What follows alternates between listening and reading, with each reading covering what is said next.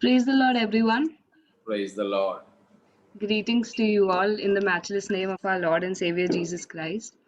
Today we will be singing a Hindi song which highlights on the frailty of our lives and that how the true meaning and the essence of one's life is only found in Christ Jesus. May God's name be glorified through this song.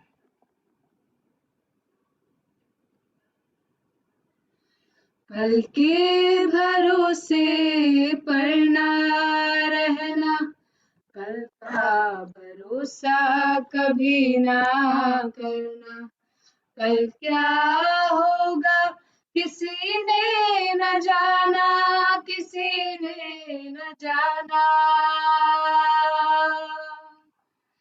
कल के भरोसे पर ना रहना, जहाँ से आया वही जाना है, जिसने दिया है उसी ने लिया है, जहाँ से आया वही जाना है, जिसने दिया है उसी ने लिया है। तेरा ये जीवन उसकी अमानत, इस पर ना नाज करना, कल के भरोसे पर ना रहना, कल का भरोसा कभी ना करना, कल क्या होगा किसी ने न जाना, किसी ने न जाना। कल के भरोसे पर ना रहना, ये तन तेरा मिट जाएगा, ये धन तेरे संग न आएगा, ये तन तेरा मिट जाएगा, ये धन तेरे संग न आएगा। मन को रिझाए बंधन ये झूठे, भूलेगा तुझको जमाना, कल के भरोसे पर ना रहना, कल का भरोसा कभी ना करना, कल क्या होगा किसी ने न जाना, किसी ने न जाना। कल के भरोसे पर ना रहना, आज ही दिल में मसीह को बसा ले, कर दे ये जीवन उसके हवाले, आज ही दिल में मसीह को बसा ले, कर दे ये जीवन उसके हवाले। होगी बहारे जीवन में तेरे, होगा सफर एक सुहाना, कल के भरोसे पर ना रहना, कल का भरोसा कभी ना करना, कल क्या होगा किसी ने न जाना, किसी ने न जाना। कल के भरोसे पर ना रहना, कल का भरोसा कभी ना करना, कल क्या होगा किसी ने न जाना, किसी ने न जाना।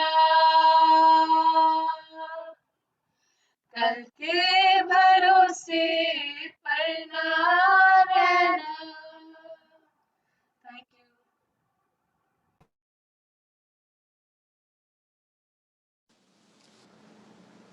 താങ്ക് യു മോളെ രണ്ടുപേർക്കും. വളരെ നല്ല അർത്ഥവത്തായ ചിന്തനീയമായ ഒരു ഗാനം. സ്തോത്രം. ഇന്ന് നാം കാണുന്ന യാതൊന്നും നമുക്ക് ആശ്രയിപ്പാൻ കഴിയുന്നതല്ല. നിശ്ചയമില്ലാത്ത നാളുകളിലും നിശ്ചയമില്ലാത്ത ധനത്തിലും ഒന്നിലുമായിരിക്കരുത് നമ്മുടെ ആശ്രയം. സ്തോത്രം. നാളെ എന്ത് ഭവിക്കും എന്ന് നമുക്കറിഞ്ഞുകൂടാ.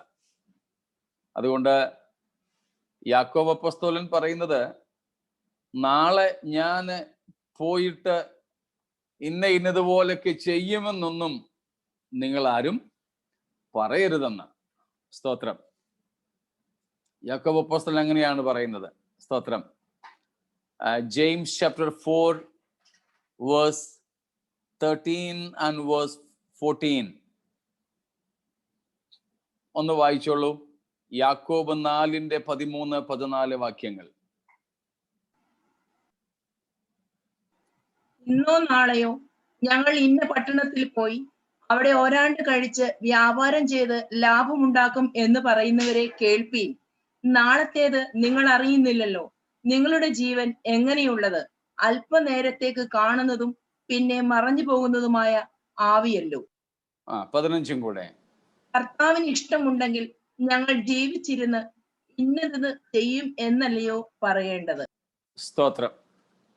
നമ്മൾ സാധാരണ പറയുന്ന ഒരു പ്രയോഗമാണ് ദൈവഹിതമായാൽ, ദൈവം അനുവദിച്ചാൽ എന്നൊക്കെ.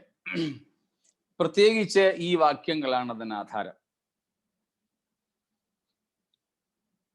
നമ്മൾ നാളെ ഇന്നതുപോലെ ചെയ്യും, ഇന്നിടത്ത് പോകും എന്നൊന്നും പറയാൻ ധൈര്യമില്ലാത്തവരാണ്. അത് കോൺഫിഡൻസ് ഇല്ലായ്മയല്ല. ഇന്നത്തെ മോട്ടിവേഷണൽ പ്രീച്ചേഴ്സോ അല്ലെങ്കിൽ സൈക്കോളജിസ്റ്റോ ഒക്കെ പറയുന്നത് പോലെ ഒരു കൂട്ടം പ്രസംഗകരും അങ്ങനെയുണ്ട്. സെൽഫ് കോൺഫിഡൻസ് എന്നുള്ള നിലയിലൊക്കെ. അത് നമുക്ക് ആശ്രയക്കുറവോ അല്ലെങ്കിൽ എന്താണ് പറയുന്നത്, കോൺഫിഡൻസ് ഇല്ലായ്മയൊന്നും അല്ലത്. പക്ഷേ യാഥാർത്ഥ്യത്തെ അംഗീകരിക്കുന്ന ഒരു കാര്യമാണ്. സ്തോത്രം. നമ്മൾ വെറും ആവിയാ. നമ്മുടെ ജീവിതം हमारी जिंदगी तो बिल्कुल भाप के समान है. भाप, जस्ट वेपर. സ്തോത്രം. ആവിക്ക് സമാനമായ, നിഴലിന് സമാനമായ, സ്വപ്നത്തിന് സമാനമായ, രാത്രിയിലെ ഒരു യാമത്തിന് സമാനമായ, രാവിലെ വിരിഞ്ഞു വരുന്ന പൂവിന് വൈകുന്നേരത്തരിഞ്ഞ് വാടിപ്പോകുന്ന പൂവിന് സമാനമായ നമ്മുടെ ജീവിതമാണ്. അതുകൊണ്ട് നാം ഇന്നിടത്ത് പോകും, ഇന്നത് ചെയ്യുമെന്നൊന്നും പറയാൻ ധൈര്യമില്ലാത്തവരാണ്. അതിന് നമുക്ക് ഗ്യാരണ്ടി ഇല്ല നമ്മുടെ ജീവിതത്തിന്. അതാണ് വിഷയം. ധൈര്യമില്ല എന്നുള്ളതിനേക്കാൾ ഗ്യാരണ്ടി ഇല്ലാത്ത ജീവിതം. പിന്നെ ഒറ്റ കാര്യമുള്ളൂ, ദൈവത്തിൽ നമ്മൾ ആശ്രയിക്കുക. അതുകൊണ്ട് യാക്കോബ് പറയുന്നു, നാളത്തേത് നിങ്ങൾ അറിയുന്നില്ലല്ലോ. നിങ്ങളുടെ ജീവൻ എങ്ങനെയുള്ളത്? അല്പനേരത്തേക്ക് കാണുന്നതും പിന്നെ മറഞ്ഞു പോകുന്നതുമായ ആവിയല്ലയോ. സ്തോത്രം. എന്നാൽ നാം എന്താണ് ചെയ്യേണ്ടത്? കർത്താവിന് ഇഷ്ടമുണ്ടെങ്കിൽ ഞങ്ങൾ ജീവിച്ചിരുന്ന് ഇന്നത് ചെയ്യുമെന്നല്ലയോ പറയേണ്ടത്. ഈ ചിന്തയെ ആസ്പദീകരിക്കുന്ന ഒരു മനോഹര ഗാനമായിരുന്നു നാം കേട്ടത്. God bless you children. ദൈവം കുഞ്ഞുങ്ങളെ അനുഗ്രഹിക്കട്ടെ. സ്തോത്രം. നാം അതുകൊണ്ട് ഈ വചനങ്ങളെ ആധാരമാക്കിക്കൊണ്ട് തന്നെ നമ്മുടെ ജീവിതത്തെ കഴിക്കുവാൻ ദൈവം ഭാഗ്യം തരട്ടെ എന്ന് ഞാൻ ആഗ്രഹിക്കുന്നു, പ്രാർത്ഥിക്കുന്നു. Praise the Lord. സ്തോത്രം. ഇന്നയോളം ദൈവം നമ്മെ നടത്തി. സ്തോത്രം. ഈ ആവി പോലെ മാത്രമുള്ള, നീരാവി പോലെ മാത്രമുള്ള ഈ നമ്മുടെ ജീവിതത്തെ ഇത്രത്തോളം കരുതുവാൻ ദൈവത്തിന് പ്രസാദമായി. സ്തോത്രം. ദൈവത്തിന്റെ നാമത്തിന് മഹത്വം അർപ്പിക്കുന്നു. ഇന്ന് രാത്രി വീണ്ടും ദൈവത്തിന്റെ കൃപയിൽ നമുക്ക് ആശ്രയിച്ച് സ്തോത്രം ദൈവസന്നിധിയിൽ ആയിരിക്കാം. ദൈവം നമ്മെ ആശീർവദിക്കുമാറാകട്ടെ. പ്രാർത്ഥനയോടെ നമുക്ക് ദൈവത്തിന്റെ വചനത്തിലേക്ക് പ്രവേശിക്കാം. സ്തോത്രം. നിങ്ങളിലേക്ക് മറ്റെന്തെങ്കിലും പ്രാർത്ഥനാ വിഷയങ്ങളും ഉണ്ടെങ്കിൽ അറിയിക്കണം. നമുക്ക് പ്രാർത്ഥനാ വിഷയങ്ങൾ പങ്കുവെച്ച് പ്രാർത്ഥിക്കാം. വ്യക്തിപരമായ പ്രാർത്ഥനകളിലും നമുക്ക് പ്രാർത്ഥിക്കാം. രോഗികളായിട്ടും മറ്റുമുള്ള നമ്മുടെ പ്രിയപ്പെട്ടവരുടെ അപ്ഡേറ്റ്സ് വേറെ ഒന്നും നമുക്ക് കിട്ടിയിട്ടില്ല. കർത്താവ് അവരെയും ഒക്കെ സഹായിക്കട്ടെ. പ്രാർത്ഥനയിൽ ദൈവമക്കൾ അവരെയൊക്കെ തുടർന്നും ഓർക്കുമല്ലോ. സ്തോത്രം. നാം മത്തായിയുടെ സുവിശേഷം 5-ാം അധ്യായത്തിന്റെ 10, 11, 12 വാക്യങ്ങളെ ആസ്പദമാക്കി പഠിച്ചു വരുന്ന വിഷയം, അതിൽ ഉപദ്രവങ്ങൾ, നീതി നിമിത്തം ദൈവത്തിന്റെ മക്കൾക്ക് ഉപദ്രവങ്ങൾ ഉണ്ട് എന്ന വസ്തുത കർത്താവ് നമ്മെ അറിയിച്ചു. അങ്ങനെ ഉപദ്രവം സഹിക്കുന്നവർ ഭാഗ്യവാന്മാർ എന്നാണ് കർത്താവ് നമ്മെ പഠിപ്പിച്ചത്. അതിൻ്റെ ദൈവികമായ കാരണങ്ങൾ, അതിൽ 16-ാമത്തെ കാരണമാണ് ഇന്നലെ രാത്രി ഒടുവിൽ നാം ചിന്തിച്ചത്. ഡിവൈൻ റീസൺസ് ബിഹൈൻഡ് അവർ പെർസിക്യൂഷൻസ്. നമ്മുടെ ഉപദ്രവങ്ങൾക്ക് പിൻപിൽ ഉള്ള ദൈവികമായ കാരണങ്ങൾ.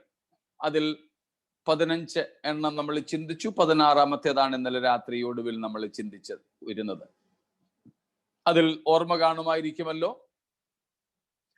ഭയമുള്ളവരെയും ഭീരുക്കളെയും കപടഭക്തരെയും ഒക്കെ സഭാഗാത്രത്തിൽ നിന്നും മാറ്റി ദൈവസഭാഗാത്രത്തെ ശുദ്ധീകരിക്കുന്നതിന് വേണ്ടിയാണ് ദൈവം കഷ്ടതകളെ, ഉപദ്രവങ്ങളെ അനുവദിക്കുന്നത്.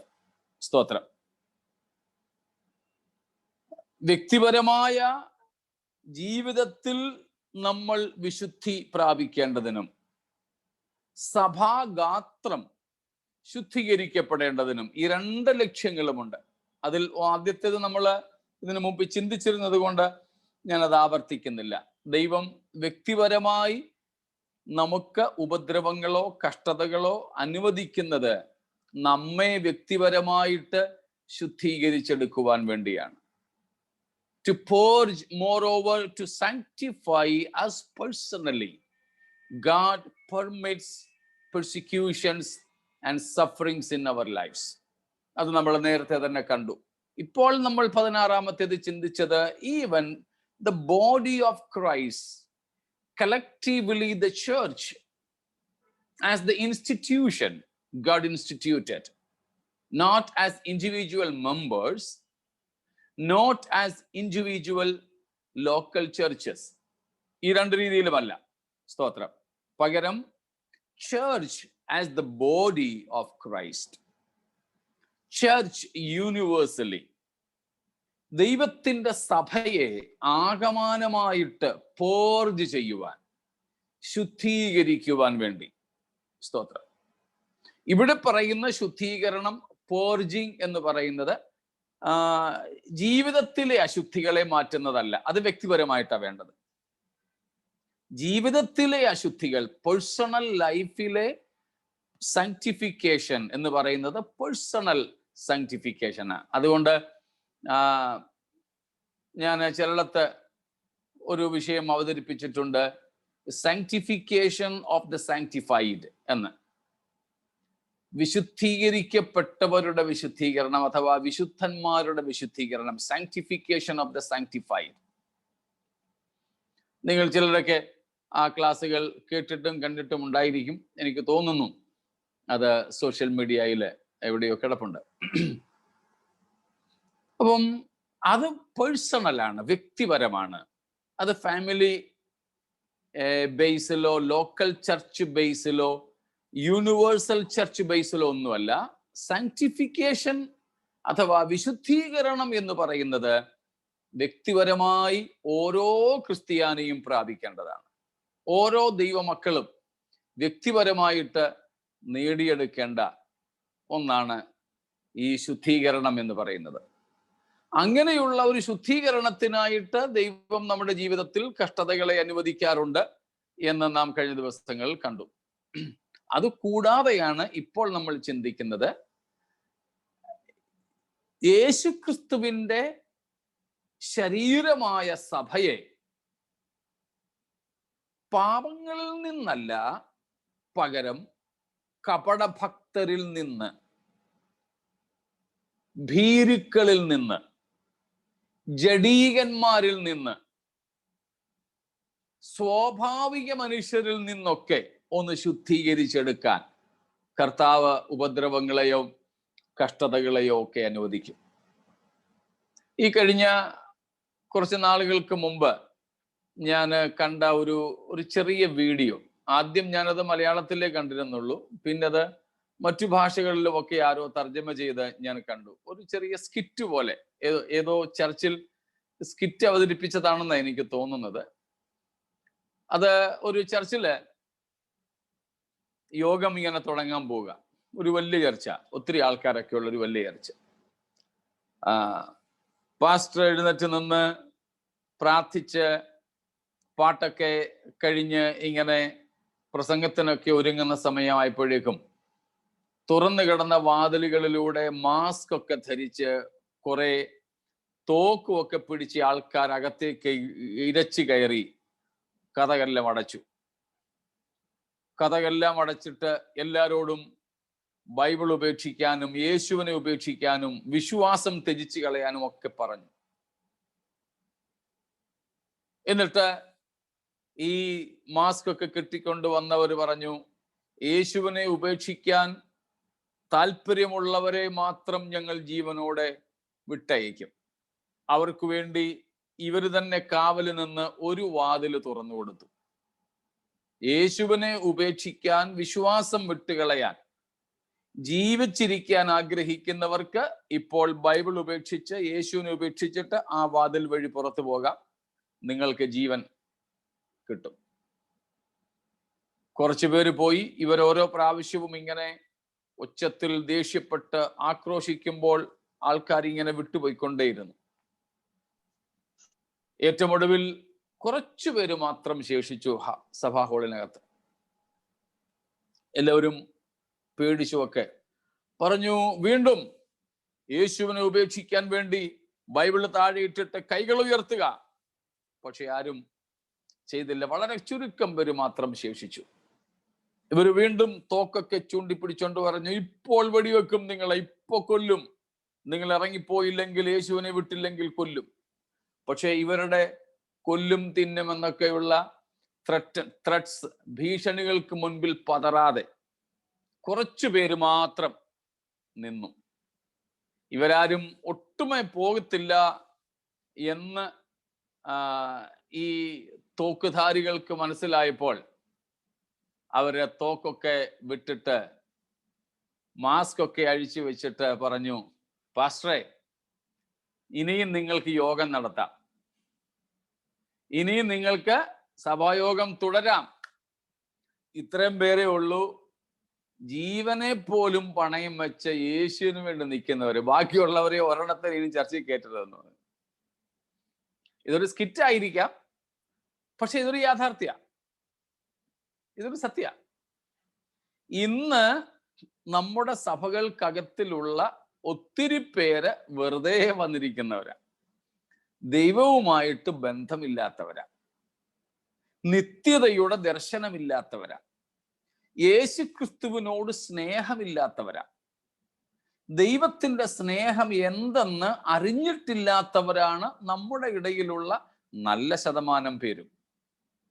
വേദപുസ്തകത്തെ കുറിച്ചോ ഇതിന്റെ ഉപദേശങ്ങളെ കുറിച്ചോ അറിവില്ലാത്തവരാണ്. ഇങ്ങനെയുള്ള ഒരു വലിയ സമൂഹം നമ്മുടെ ഇടയിലുണ്ട്. ക്രിസ്തു ആരാണ്, എന്തിനാണ് വിശ്വാസ ജീവിതം നയിക്കുന്നത്, ഇതൊന്നും അറിഞ്ഞുകൂടാത്തവർ ഒത്തിരി പേരുണ്ട്. ഇനി പോട്ടെ, അറിയണമെന്ന് നിർബന്ധമൊന്നുമില്ല. എല്ലാവർക്കും ചിലപ്പോൾ ഇതൊന്നും ഗ്രഹിക്കാൻ ബുദ്ധിയോ അല്ലെങ്കിൽ ദൈവിക വെളിപ്പാടുകളോ ഒന്നും ഉണ്ടായെന്നും വരില്ല. ഇതൊക്കെ നമ്മൾ സമ്മതിക്കുന്നെങ്കിലും വേറെ ഒന്നും അറിയാതെ തന്നെ ദൈവത്തെ സ്നേഹിക്കുന്ന ഒരു കൂട്ടരാണ് ദൈവത്തിന് വേണ്ടത്. ദൈവത്തെ സ്നേഹിക്കുന്ന ഒരു കൂട്ടരെ. പക്ഷെ ഇന്ന് നമ്മുടെ ഇടയിലുള്ള സഭകളിലുള്ള ധാരാളം പേരും അങ്ങനെയുള്ളവരല്ല.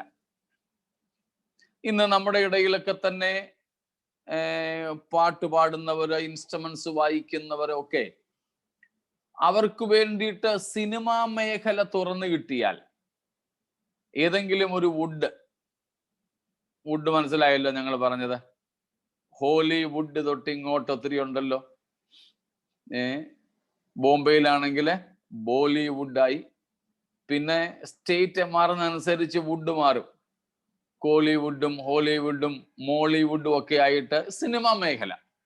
ഓക്കെ, അപ്പൊ അതുപോലുള്ള ഏതെങ്കിലും ഒരു വുഡിൽ, ഏതെങ്കിലും ഒരു സിനിമാ മേഖലയിൽ പാടാനോ ഇൻസ്ട്രുമെന്റ്സ് വായിക്കാനോ ഒക്കെ അവസരം കിട്ടിയാൽ എനിക്ക് ഫെയിം വേണ്ട, പ്രശസ്തി വേണ്ട, എനിക്ക് പ്രോഫിറ്റ്, ലാഭം വേണ്ട എന്നൊക്കെ പറഞ്ഞ് കർത്താവിന് വേണ്ടി മാത്രം പാടാനും കർത്താവിന് വേണ്ടി മാത്രം നിൽക്കാനും താല്പര്യപ്പെടുന്നവർ എത്ര പേരുണ്ടാവും? പാസ്റ്റേഴ്സ് ആയിട്ടിരുന്നവർ പോലും പാടാനും മറ്റും സിനിമയിൽ അവസരം കിട്ടിയപ്പോൾ അങ്ങോട്ട് പോയവര് ഇന്ന് നമ്മുടെ ഈ സമയത്ത് തന്നെ ജീവിച്ചിരിപ്പുണ്ടെന്നുള്ളത് നിങ്ങൾ പലർക്കും അറിയായിരിക്കും. ഞാൻ ഇതൊരു പരസ്യവേദി ആയതുകൊണ്ട് അവരുടെ പേരെടുക്കാൻ ആഗ്രഹിക്കുന്നില്ല. ഇന്നും അവരിൽ പലരുടെയും പാട്ടുകളൊക്കെ നമ്മുടെ CD-കളിലും കാസറ്റുകളിലും റെക്കോർഡിങ്സിലും ഒക്കെ ഉണ്ട്. നമ്മൾ ചിലരൊക്കെ പാട്ടൊക്കെ പാടാറുണ്ട്. പക്ഷേ സിനിമാ മേഖലകളിലേക്ക് അവർ പോയി അവസരം കിട്ടിയപ്പോൾ. അവസരം കിട്ടാഞ്ഞെന്ന് ഇവിടെ നിന്നതാണ്.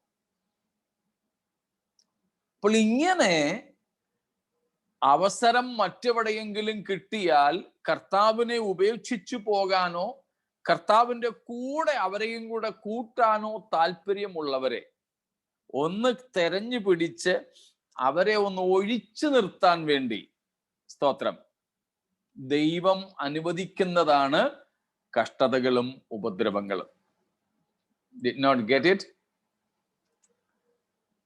प्रभु से ज्यादा संसार से प्रेम करने वाले लोग, प्रभु के पीछे यूं ही नामधारी अवस्था में चलने वाले लोग, इन लोगों से कलीसिया को शुद्ध करना, उसके वास्ते परमेश्वर जरूर हमारी जिंदगी में, कलीसिया में कष्ट, मुसीबत, मुश्किलों को भेजेंगे, परमेश्वर अनुमति देंगे.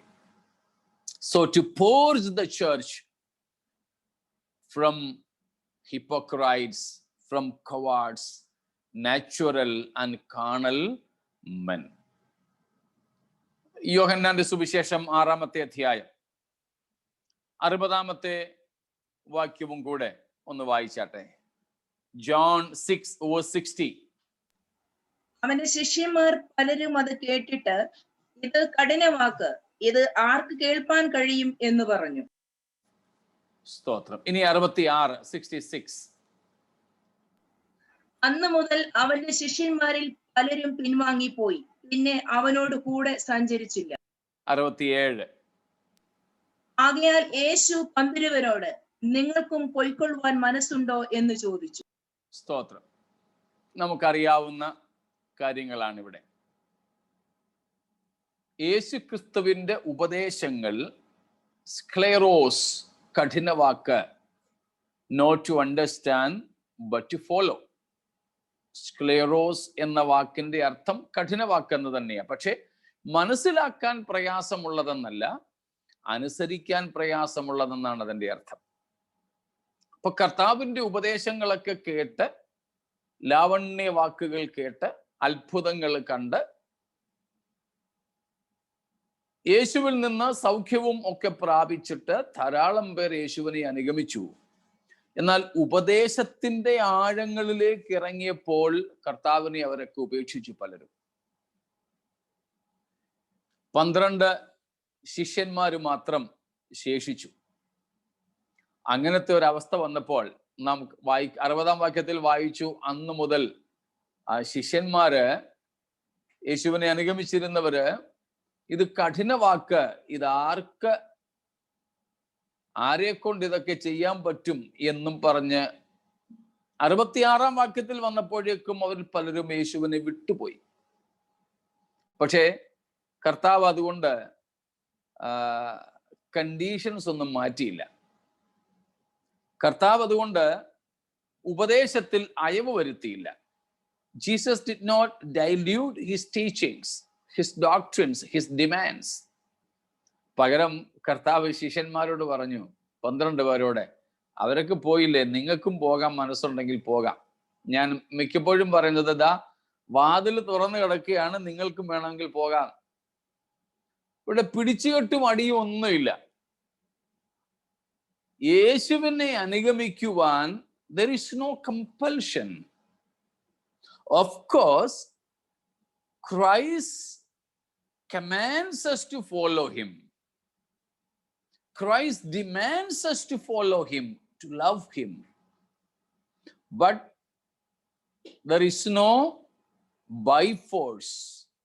It's not by force, but by own choice and joyful, what you say, volunteer commitment. കർത്താവ് നമ്മളെ അനുഗമിക്കുവാൻ വിളിക്കുന്നുണ്ട്. പക്ഷേ നിർബന്ധപൂർവം കർത്താവ് ആരെയും തൻ്റെ കൂടെ കൊണ്ടുപോകുന്നില്ല. ഫുൾ ഫ്രീഡം തരികയാണ്. നിങ്ങൾക്കും പോകുവാൻ മനസ്സുണ്ടോ? പോകാം. ആരും കൂടെ നിൽക്കണമെന്നില്ല.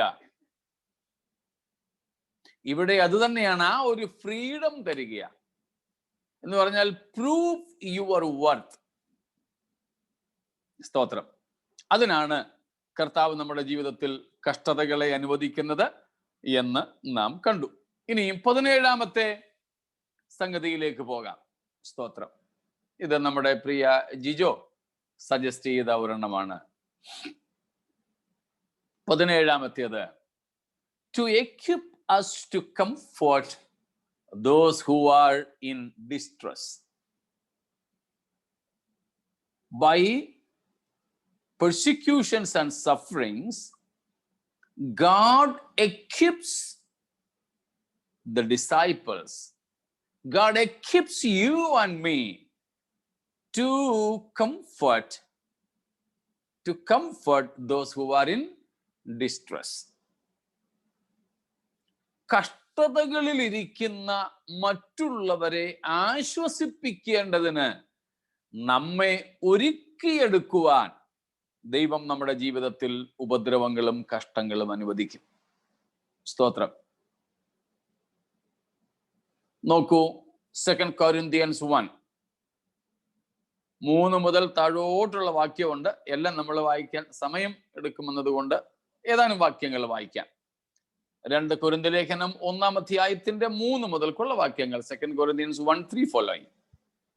Praise be to the God and Father of our Lord Jesus Christ, the Father of compassion and the God of all comfort, who comforts us in all our troubles, so that we can comfort those in any trouble with the comfort we ourselves have received from God. കണ്ടോ? ഇത് ഇനി താഴോട്ട് ഇതിനെ സംബന്ധിച്ചുള്ള വിശദീകരണമാണ്. ഈ 4-ാം വാക്യത്തിൽ പറയുന്നത് കണ്ടോ? God comforts us in all our tribulation. Why? What for? That we may be able to comfort them which are in any trouble by the comfort wherewith we ourselves are comforted of God. ദൈവം ഞങ്ങളെ ആശ്വസിപ്പിക്കുന്ന ആശ്വാസം കൊണ്ട് ഞങ്ങൾ യാതൊരു കഷ്ടത്തിലുമുള്ളവരെ ആശ്വസിപ്പിപ്പാൻ ശക്തരാകേണ്ടതിന് ഞങ്ങൾക്കുള്ള കഷ്ടത്തിലൊക്കെയും അവൻ ഞങ്ങളെ ആശ്വസിപ്പിക്കുന്നു. സ്തോത്രം. നമ്മുടെ ജീവിതത്തിൽ ദൈവം ഉപദ്രവങ്ങളും കഷ്ടങ്ങളും അനുവദിക്കുന്നത് എന്തിനാണ്? ദൈവത്തിൽ നിന്ന് നാം ആശ്വാസം പ്രാപിച്ചിട്ട് to comfort others, മറ്റുള്ളവരെ നമ്മൾ ആശ്വസിപ്പിക്കേണ്ടതിന്. സ്തോത്രം. മറ്റുള്ളവരെ നമ്മൾ ആശ്വസിപ്പിക്കേണ്ടതിന്. സ്തോത്രം. നമ്മുടെ ജീവിതത്തിലെ കഷ്ടതകൾ മറ്റു പലർക്കും പ്രചോദനങ്ങളാണ്. നമുക്കവരെ ആശ്വസിപ്പിക്കുവാനായിട്ട് സാധിക്കും. അങ്ങനത്തെ ഒരു അനുഭവത്തിലൂടെ പോകാത്ത ഒരാൾക്ക് അങ്ങനെയുള്ള കഷ്ടത്തിൽ ഇരിക്കുന്നവരെ ആശ്വസിപ്പിക്കുവാൻ സാധിക്കത്തില്ല. യേശുക്രിസ്തുവിന്റെ ജീവിതത്തിലും ശുശ്രൂഷയിലും പോലും ദൈവം അതാണ് ചെയ്തത്. അതായത് Jesus is our high priest. Yeshu നമ്മുടെ മഹാപുരോഹിതനാണ്.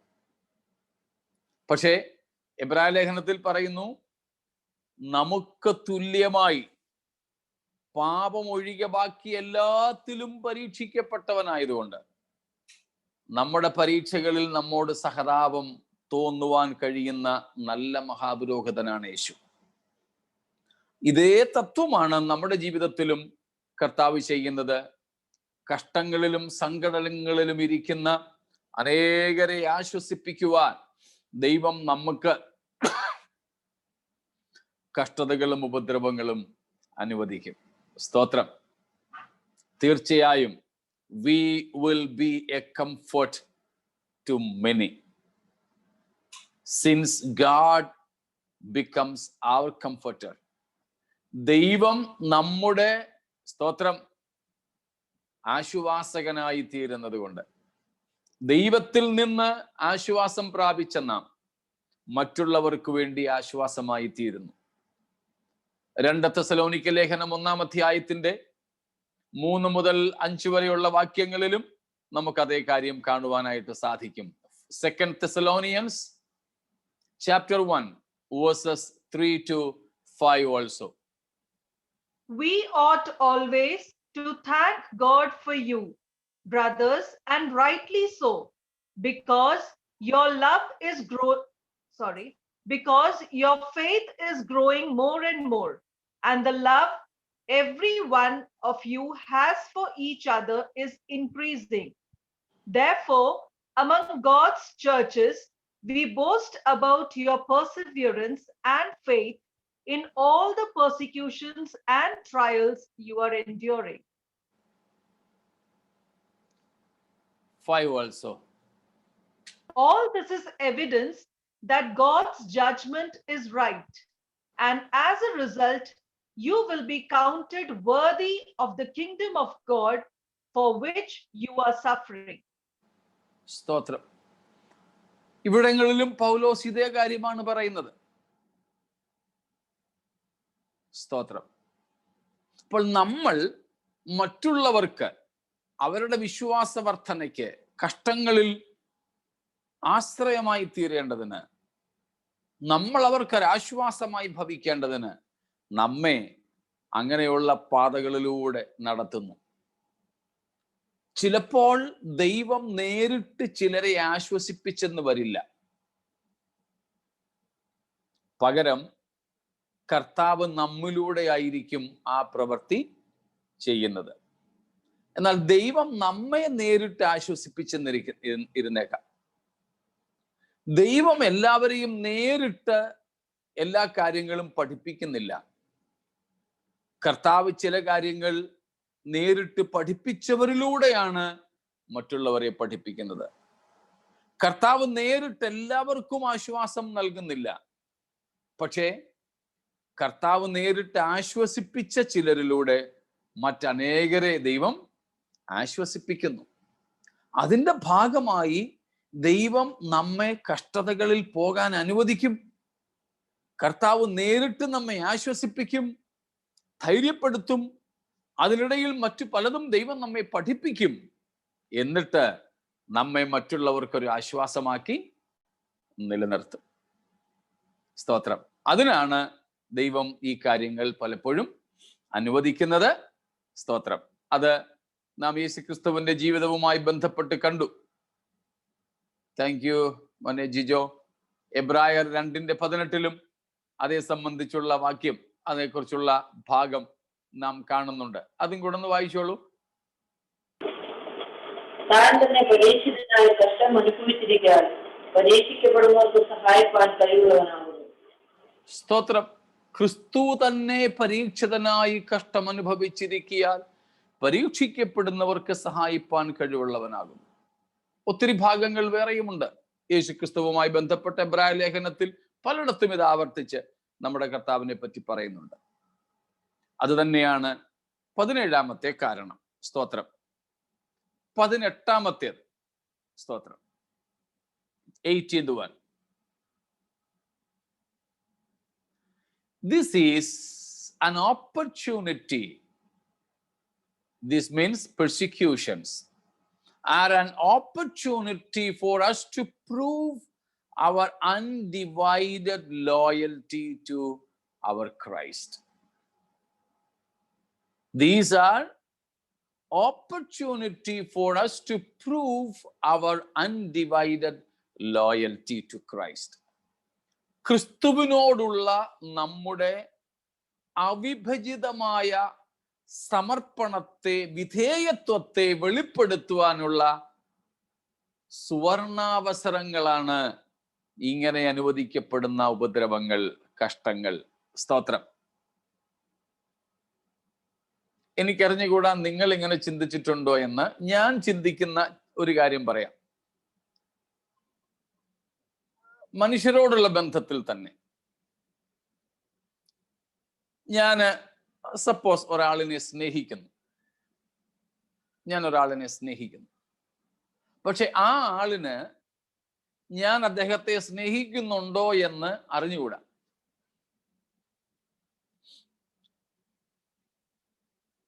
കൂടാതെ മറ്റുള്ളവർക്കും സംശയമുണ്ട് ഞാൻ ആളിനെ സ്നേഹിക്കുന്നുണ്ടോ. അങ്ങനെയുള്ളപ്പം ഞാൻ ആഗ്രഹിക്കുന്ന ഒരു കാര്യമാണ്, കർത്താവേ, ഞാൻ ഈ ആളിനെ സ്നേഹിക്കുന്നെന്ന് പ്രൂവ് ചെയ്യാൻ, തെളിയിച്ചു കൊടുക്കാൻ ഒരു അവസരം കിട്ടിയായിരുന്നെങ്കിലെന്ന്. അങ്ങനെ കിട്ടുന്ന ഒരവസരവും ഞാൻ കളയത്തില്ല. എനിക്ക് നഷ്ടമുണ്ടാകും, ചിലപ്പോൾ അത് നിമിത്തം എനിക്ക് കഷ്ടമുണ്ടാകും, സാരമില്ല. എന്നാൽ എനിക്കൊരു കാര്യം ചെയ്യാൻ പറ്റും. എന്തേ? ആ ആളിനോടുള്ള എൻ്റെ വിധേയത്വം, എൻ്റെ സ്നേഹം, എൻ്റെ കരുതൽ, അത് പ്രൂവ് ചെയ്യാൻ, തെളിയിക്കാൻ എനിക്കൊരവസരം ലഭിക്കുകയാണ്. ഈവൻ ദൈവവും അത് തന്നെയാണ് നമ്മോട് ചെയ്തത്. ദൈവവും നമ്മോട് അത് തന്നെ ചെയ്തു. മനുഷ്യന്റെ ദൈവത്തിനെതിരായിട്ടുള്ള ഏറ്റവും വലിയ പരാതി എന്തായിരുന്നു? നമ്മൾ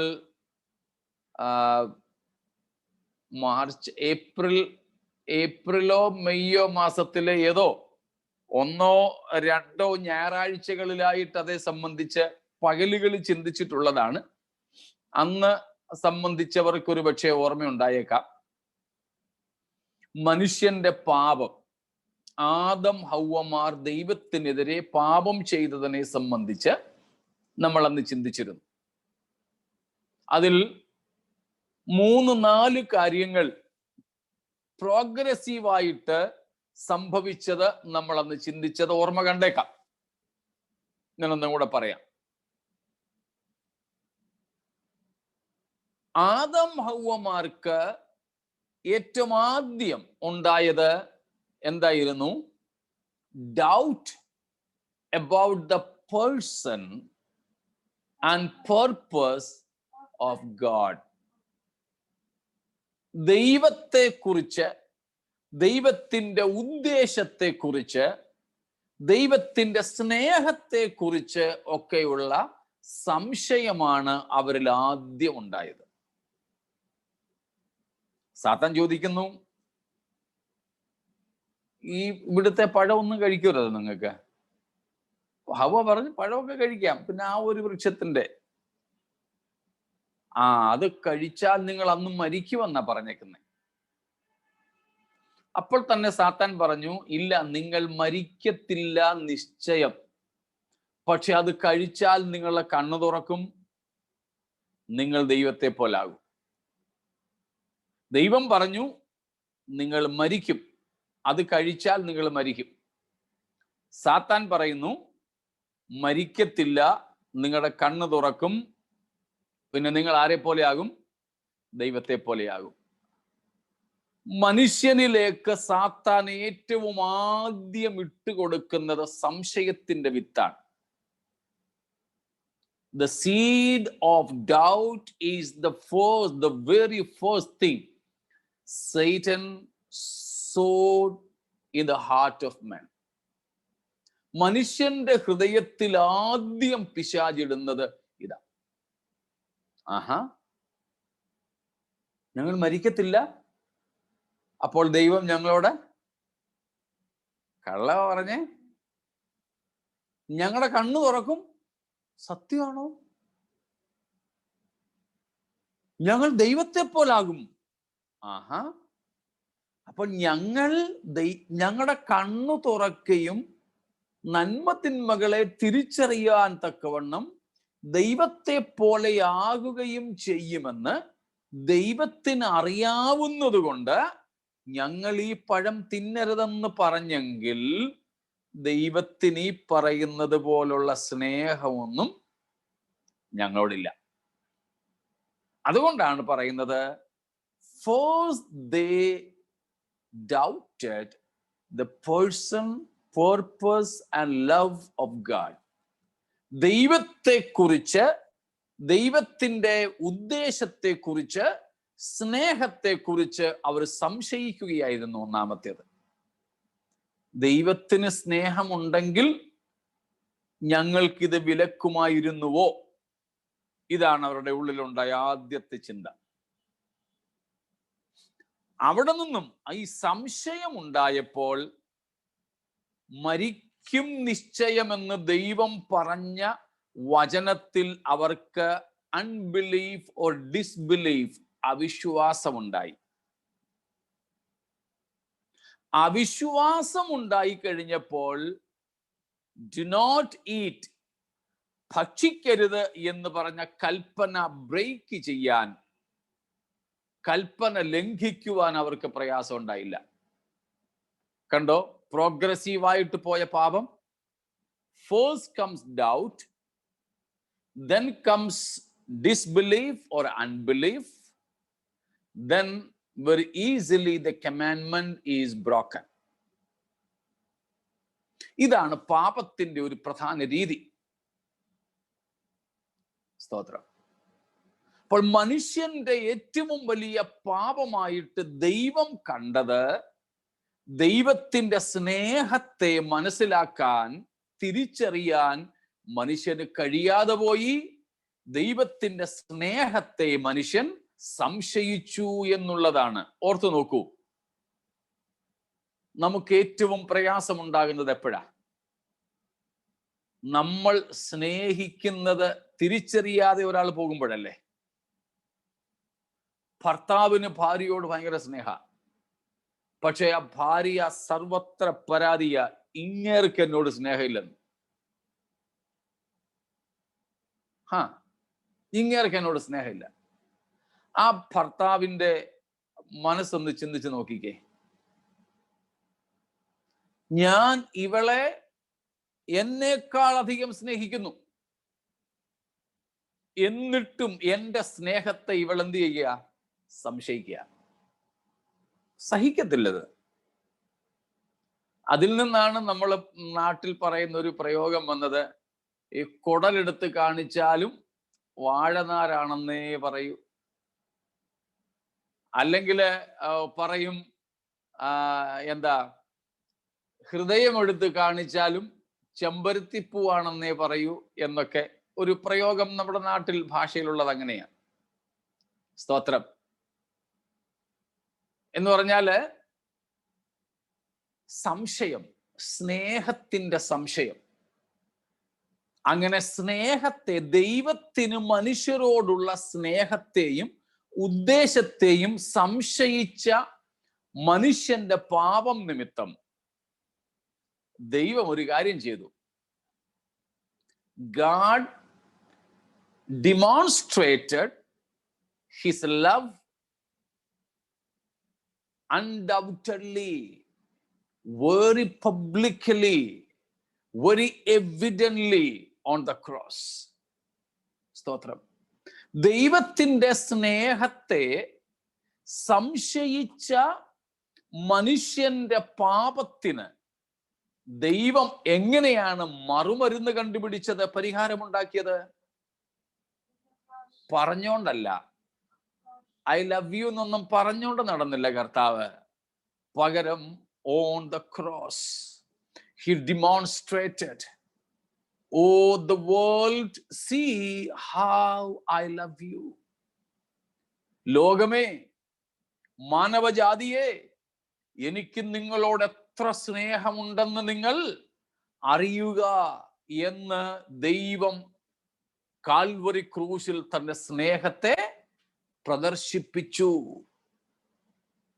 സ്തോത്രം. മനസ്സിലാവുന്നുണ്ടല്ലോ?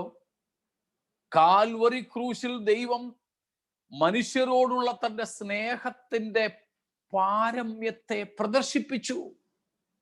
സ്തോത്രം. നോ ഡൗട്ട് ഇനിയും കാൽവറി ക്രൂശ് ഉയർത്തപ്പെട്ടതിന് ശേഷം ഇനിയും മനുഷ്യന് പറയാൻ പറ്റുമോ ദൈവത്തിന് എന്നോട് സ്നേഹമില്ലെന്ന്?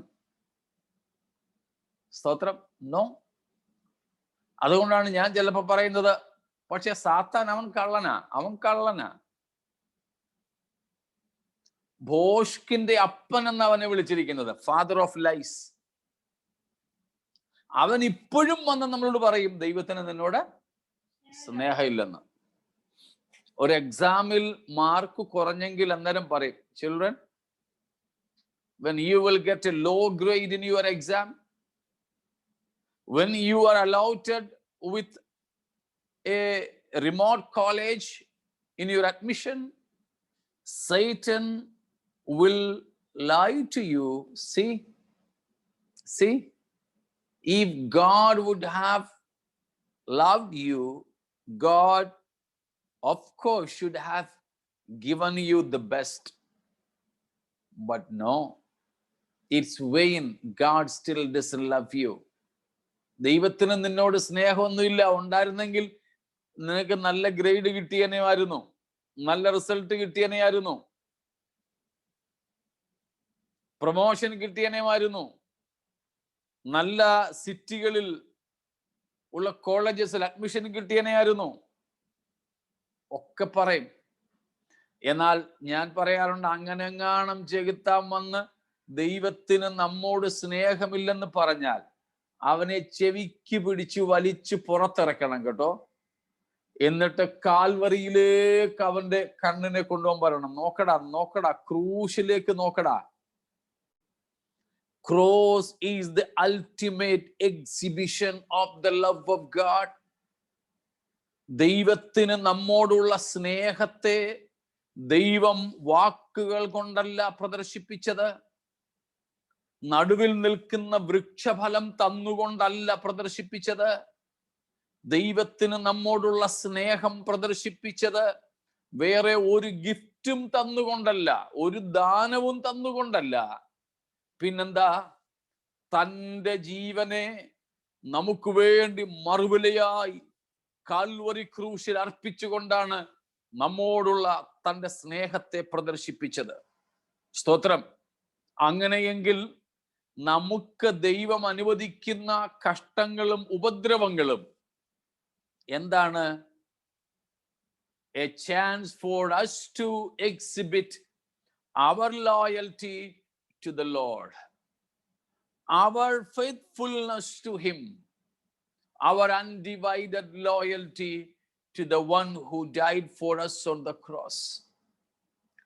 അവസാനത്തുള്ളി രക്തം വരെയും നമുക്ക് വേണ്ടി ക്രൂശിൽ മറുവിലയായി ഒഴുക്കിത്തന്ന നമ്മുടെ കർത്താവിനോടുള്ള നമ്മുടെ വിഭജിക്കപ്പെടാത്ത സ്നേഹത്തെ പ്രദർശിപ്പിക്കുവാൻ അവസരമാണ്, സ്തോത്രം, അവസരമാണ് നമ്മുടെ ജീവിതത്തിലെ പ്രൈസ് ദ ലോർഡ് ഉപദ്രവങ്ങളും കഷ്ടങ്ങളും സങ്കടങ്ങളും എന്ന് നാം അറിയാതിരിക്കരുത്.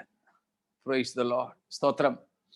അതാണ് 1 പത്രോസ് 1-ാമത്തെ അധ്യായം 6 മുതലുള്ള വാക്യങ്ങളിൽ പത്രോസ് അപ്പോസ്തലൻ പറയുന്നത്. 1 Peter chapter 1 verses 6 following.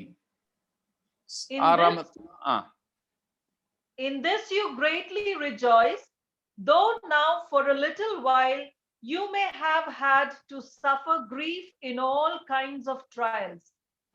These have come so that your faith, of greater worth than gold, which perishes even though refined by fire, may be proved genuine and may result in praise, glory, and honor when Jesus Christ is revealed. സ്തോത്രം. Thank you. അവിടെ നമ്മൾ വായിച്ചത് ഉണ്ടോ? The trial of your faith, being much more precious than of gold that perisheth, though it be tried with fire, might be found unto praise and honor and glory at appearing of Jesus Christ. നമ്മൾ വായിച്ച ആ വേർഷനകത്ത് prove your faith a genuine faith. സ്തോത്രം.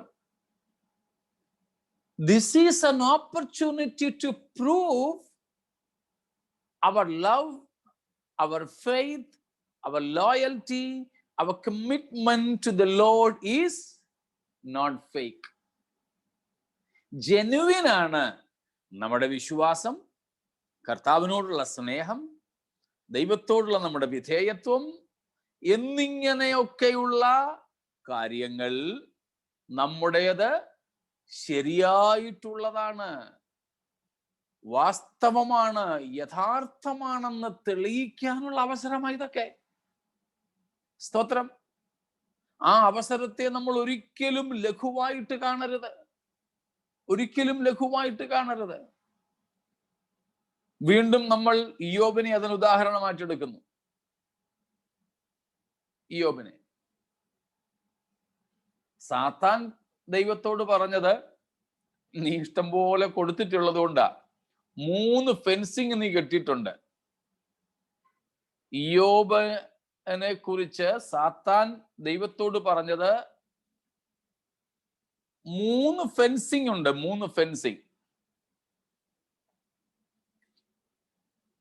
എന്തൊക്കെയാ? ഇയ്യോബിന്റെ പുസ്തകത്തിലേക്ക് ഒന്ന് വരുമോ? 1-ാമത്തെ അധ്യായം 10-ാമത്തെ വാക്യം. Have you not put a hedge around him and his household and everything he has? You have blessed the work of his hands, so that enough. കണ്ടോ? 3 കാര്യങ്ങൾ. You have put a hedge, a fencing about his house, about all that he has, and also about him. A hedge about him, his house, and everything he has. നീ 3 വേലി എന്തിനൊക്കെയാ? 1, നീ അവന് വേലി കെട്ടിയിട്ടുണ്ട്. 2, അവന്റെ വീടിന് വേലി കെട്ടിയിട്ടുണ്ട്. 3, അവനുള്ള സകലത്തിനും വേലി കെട്ടിയിട്ടുണ്ട്. അപ്പോൾ ദൈവത്തോട് സാത്താൻ പറയുന്നത്, ഈ 3 വേലി ഒന്ന് പൊളിച്ചുകള. പൂ പോലെ അവൻ നിന്നെ തള്ളി പറയും. സ്തോത്രം. അതാണ് 11-ാം വാക്യം പറയുന്നത്, തൃക്കൈ നീട്ടി അവനുള്ളതൊക്കെ ഒന്ന് തൊട്. You just remove the hedge or fence around him, his house, and everything he is having. He will undoubtedly reject you, despise you. ഇതായിരുന്നു സാത്താന്റെ വെല്ലുവിളി. പക്ഷെ ദൈവം വിട്ടുകൊടുത്തു. ദാ, നീ ചെയ്തു. പക്ഷേ സാത്താൻ തോറ്റുപോയി. എന്ന് പറഞ്ഞാൽ, എനിക്ക് ചുറ്റുമുള്ള വേലി പൊളിച്ചു കളഞ്ഞാലും ഞാൻ ദൈവത്തെ പിൻപറ്റുമെന്ന് അവന്റെ കമ്മിറ്റ്മെന്റ്, ലോയൽറ്റി പ്രൂവ് ചെയ്തു. നമ്മുടെ ജീവിതത്തിലും അതിനു വേണ്ടിയിട്ട് ദൈവം അനുവദിക്കുന്ന കഷ്ടങ്ങളും സങ്കടങ്ങളുമാണിവ. അതുകൊണ്ട് പ്രിയപ്പെട്ടവരെ, അതുകൊണ്ടാണ് പൗത്രോസ് പറഞ്ഞത്, നമ്മുടെ വിശ്വാസത്തിന്റെ പരിശോധന വിലയേറിയത് പൊന്നിനേക്കാൾ. യാക്കോബും അത് തന്നെയാണ് പറയുന്നത് 1-ാമത്തെ അധ്യായത്തിൽ. നമ്മൾ പലപ്പോഴും അത് വായിച്ചു. 1-ാം അധ്യായം 2 മുതൽക്കുള്ള വാക്യങ്ങളിൽ യാക്കോബ് അപ്പോസ്തലനും അത് തന്നെയാ പറയുന്നത്. അപ്പൊ ഇവിടെയെല്ലാം നമുക്ക് കർത്താവിനോടുള്ള സ്നേഹവും സമർപ്പണവും വിശ്വാസവും വിധേയത്വവും ഒക്കെ തെളിയിക്കുവാനുള്ള അവസരങ്ങളാണ്. അതിനെ നമ്മൾ ചെറുതായിട്ട് കാണരുത്. ഒരു ചോദ്യം വന്നതും കൂടെ ഞാനൊന്ന് വായിച്ചു കൊള്ളട്ടെ. സ്തോത്രം. Is doubt sin in itself, or will it for sure lead to sin? Both. Doubt is a sin in itself, and also it is progressive, that it will lead us more to, or it will lead us to more rigorous sins. Stotram. What should a Christian do in times of doubt when an immediate answer doesn't seem to be there?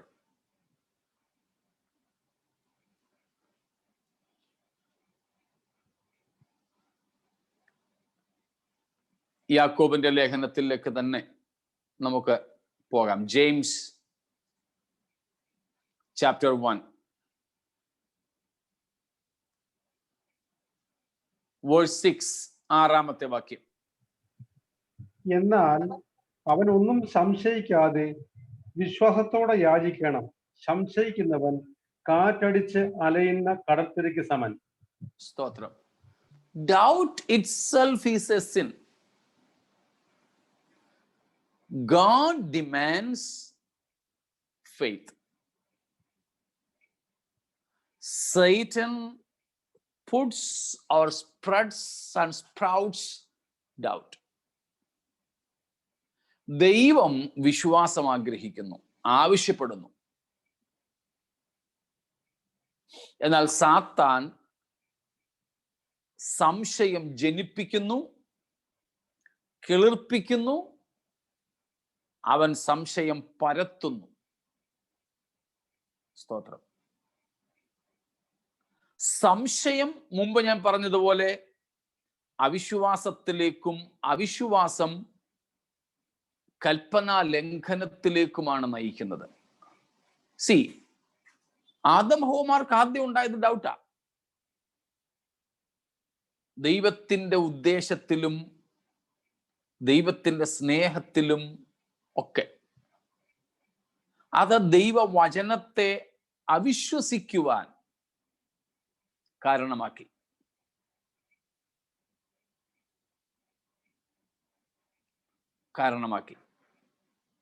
അത് വചനം ലംഘിക്കുന്നതിലേക്ക് അവരെ നയിച്ചു. അപ്പോൾ സംശയം അതിൽ തന്നെ എന്താണ്? പാപമാണ്. Doubt is a sin in itself. ഏറ്റവും പ്രധാനപ്പെട്ട ഡൗട്ട് എന്ന് പറയുന്നത് എന്താ?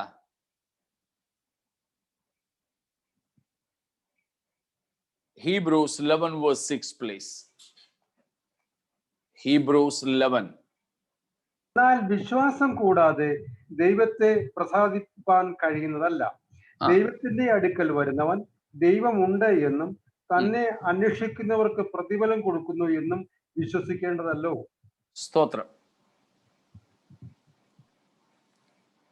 ഏറ്റവും ആദ്യത്തെ വിശ്വാസം അല്ലെങ്കിൽ വിശ്വാസത്തിന്റെ ആദ്യത്തെ പടി, a faith in the person of God, in the very existence of God.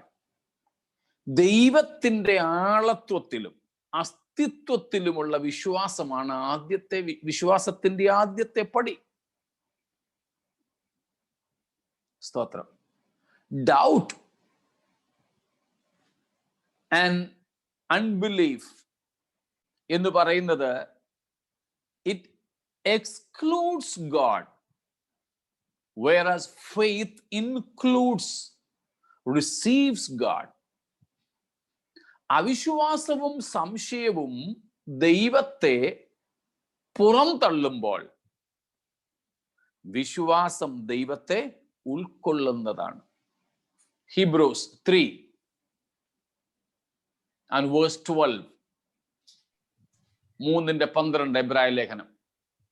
See to it, brothers, that none of you has a sinful, unbelieving heart that turns away from the living God.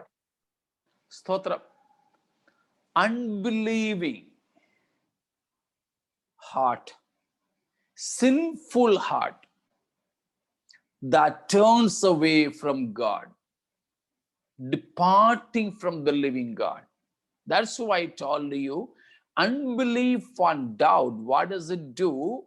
It just omits God, omits and vomits God. സംശയവും അവിശ്വാസവും ദൈവത്തെ ഛർദ്ദിച്ചു കളയുന്നതാണ്, ദൈവത്തെ പുറത്തു കളയുന്നതാണ്. എന്നാൽ വിശ്വാസം എന്ന് പറയുന്നത് ദൈവത്തെ സ്വീകരിക്കുന്നതാണ്, ഉൾക്കൊള്ളുന്നതാണ്, അംഗീകരിക്കുന്നതാണ്. അപ്പോൾ സംശയം,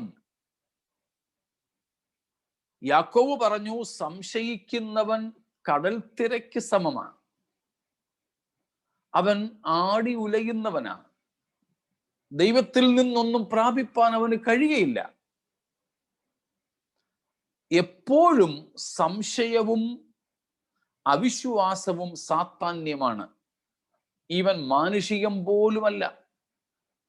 അതുകൊണ്ട് അത് നമ്മിൽ ഉണ്ടാകരുത്. രണ്ടാമത്തെ ചോദ്യം ഉണ്ടായിരുന്നത്, അപ്പം ഒന്നാമത്തെ ചോദ്യത്തിന്റെ രണ്ടാമത്തെ ഭാഗം, ഈ അവിശ്വാസവും സംശയവും നമ്മെ അധികം പാപത്തിലേക്ക് നടത്തും. അപ്പൊ ദൈവം ഉണ്ടോ എന്ന് പോലും നമ്മുടെ ഉള്ളിൽ സംശയം ഉണ്ടാകാം. ദൈവമൊക്കെ ഉണ്ടല്ലേ, ഉണ്ട്, കാണും, ഉണ്ട്. പക്ഷെ ദൈവത്തിന് എന്നോട് സ്നേഹമൊന്നും ഉണ്ടായിരുന്നെങ്കിൽ ഈ പാവം പിടിച്ച എന്നോട് ഇങ്ങനൊന്നും ചെയ്യത്തില്ലായിരുന്നു. നമ്മൾ തന്നെ അങ്ങ് പറയുക, നോക്കണം ഞാൻ എന്ത് പാവാ. हिंदी पढ़ाने के लिए मैं कितना बेचारा हूं, खुद ही से एक बेचारापन लगता है हमको। हम बोलते हैं परमेश्वर तो होगा, है ठीक है, लेकिन बेचारा मेरे से ऐसे क्यों करना है। देखो कितने सारे ऐसे लोग हैं जो पाप करते रहते हैं, उन लोगों को कोई समस्या नहीं। बेचारा मैं परमेश्वर भी तो मेरा ऊपर ये सब थोपते हैं। ഈ സാധുവായ എന്നോട് ദൈവം പോലും ഇങ്ങനാണല്ലോ ഇടപെടുന്നതെന്നൊക്കെ അങ്ങ് ചിന്തിച്ചു കളയും. ദൈവത്തിന് പോലും എന്നോട് സ്നേഹമില്ലെന്നൊക്കെ ആ കള്ളം വന്ന് പറയുന്ന കാര്യമൊക്കെ നമ്മൾ അങ്ങ് വിശ്വസിച്ചിട്ട് ദൈവത്തെ അങ്ങ് അവിശ്വസിക്കുകയും സംശയിക്കുകയും ചെയ്യും. ഉണ്ടാകാറില്ലേ പലപ്പോഴും? സ്തോത്രം. എന്നാൽ കർത്താവ് പറയുന്നത് നോ, അതിൻ്റെ ഇടയിലും പറ, കർത്താവേ എനിക്കൊരു കാര്യം അറിയാം, അങ്ങേക്ക് ഇപ്പോഴും എന്നോട് സ്നേഹമാണ്, അങ്ങുണ്ട്.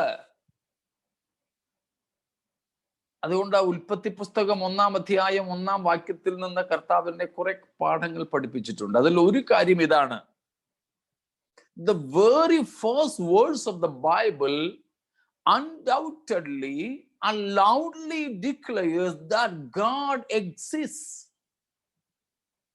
ബൈബിളിന്റെ ആദ്യത്തെ വാക്യം ഉറച്ചു പ്രഖ്യാപിക്കുന്നത് ദൈവം ഉണ്ട് എന്ന സത്യമാണ്.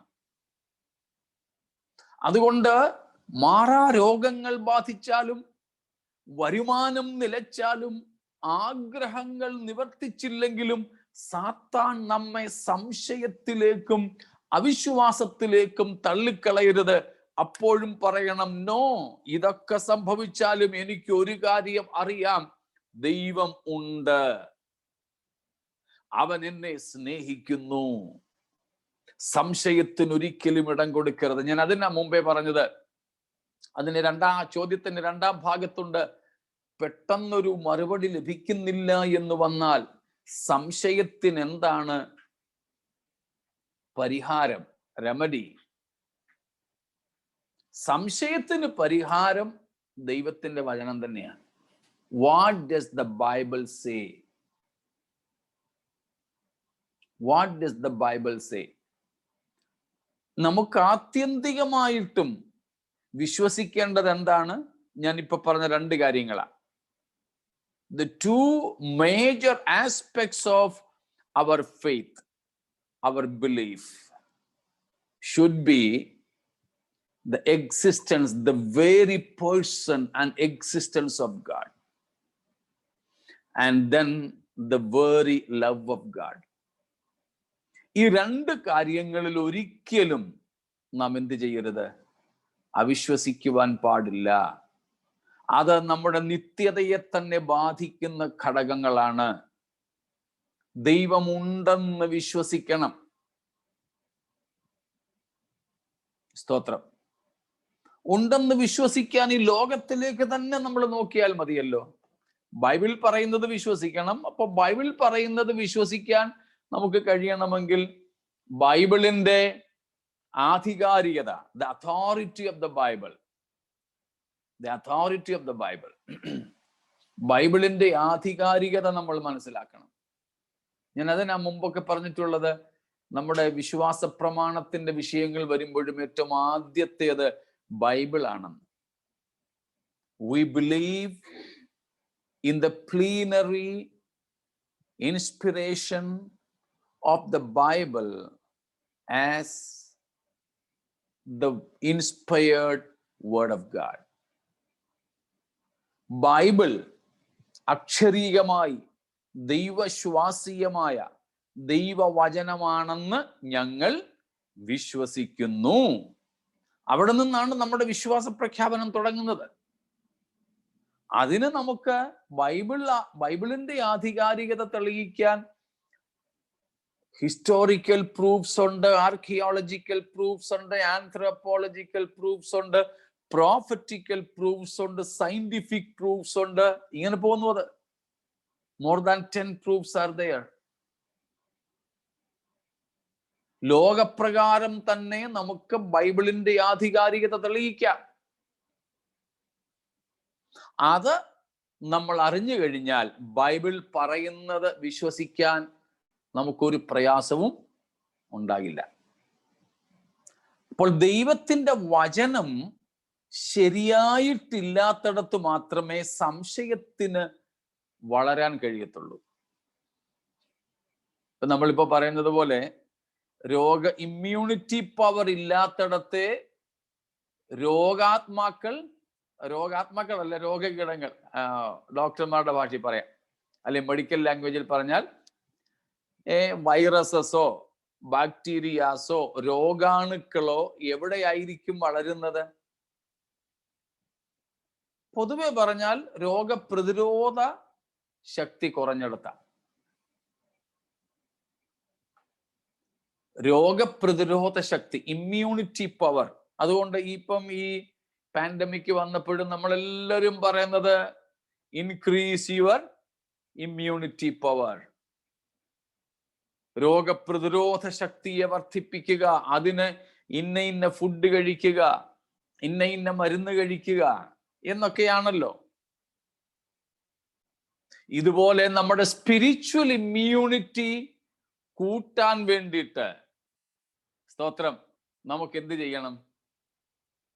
സ്പിരിച്വൽ ഇമ്മ്യൂണിറ്റി കൂട്ടാനുള്ള വഴിയാണ്, സ്തോത്രം, ദൈവത്തിന്റെ വചനം. അപ്പൊ നമ്മുടെ അകത്ത് ഈ പ്രതിരോധ ശക്തി വർദ്ധിതമായിട്ടുണ്ടെങ്കിൽ രോഗാണുക്കൾ വന്നാലും അതിനെ ചെറുത്ത് തോൽപ്പിക്കും. എന്നാൽ നമുക്ക് ആരോഗ്യമില്ലെങ്കിൽ വരുന്നതെല്ലാം കൂടെ നമ്മളെ കീഴ്പ്പെടുത്തും. അപ്പൊ നമ്മുടെ അകത്ത് ആന്റിവൈറസ് ഇൻസ്റ്റാൾ ചെയ്യണം. സ്പിരിച്വൽ ആന്റിവൈറസ് എന്ന് പറയുന്നത് ദൈവത്തിന്റെ വചന. ഈ വചനം ആവോളം നമ്മുടെ ഉള്ളിലേക്ക് പ്രവേശിക്കണം. അതിനാ ഞാൻ മുമ്പേ പറഞ്ഞത്, ഉൽപ്പത്തി 1:1 തന്നെ ഡിക്ലറേഷൻ ആണ്, ദൈവം ഉണ്ട്. സ്തോത്രം. God is, God exists. അതുകൊണ്ട് ദൈവത്തിന്റെ വചനം ശരിയായിട്ട് മനസ്സിലാക്കി ഹൃദയത്തിൽ സംഗ്രഹിക്കുക തന്നെയാണ് സംശയത്തെ, സാത്താൻ കൊണ്ടുവരുന്ന സംശയത്തെ ചെറുക്കാനുള്ള, എതിർക്കാനുള്ള, ജയിക്കാനുള്ള വഴി. യേശുക്രിസ്തുവിന്റെ പരീക്ഷകളിലും നമുക്ക് അത് തന്നെ മനസ്സിലാകുന്നുണ്ട്. സ്തോത്രം. ഡൗട്ട് ക്ലിയർ ആയി എന്ന് തോന്നുന്നു. സ്തോത്രം. Thank you for the questions. സ്തോത്രം. വീണ്ടും നിങ്ങൾ ചോദിക്കണം. That will make our class more alive and active.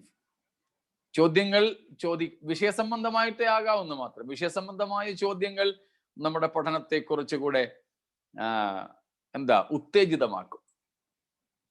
അതുകൊണ്ട് നാം ഇതുവരെ ചിന്തിച്ച ഭാഗങ്ങളിൽ നിന്ന് ദൈവത്തെയോ ദൈവത്തിന്റെ സ്നേഹത്തെയോ സംശയിക്കാതെ നമുക്ക് ആ കാൽവറി ക്രൂശിലേക്ക് നോക്കിക്കൊണ്ടും ദൈവത്തിന്റെ വചനത്തിൽ നിന്ന് മനസ്സിലാക്കിക്കൊണ്ടും വിശ്വാസത്തോടെ മുൻപോട്ട് പോകാം.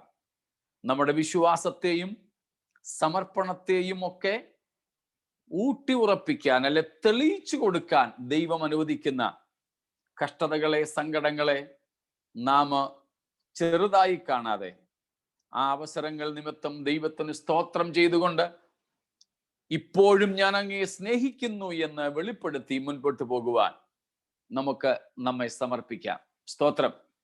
ഞാൻ മുമ്പൊരിക്കൽ പറഞ്ഞ കാര്യം ആണെന്ന് എനിക്ക് ഓർമ്മയുണ്ട്, എങ്കിലും ഞാൻ അത് പറഞ്ഞ് അവസാനിപ്പിക്കാം.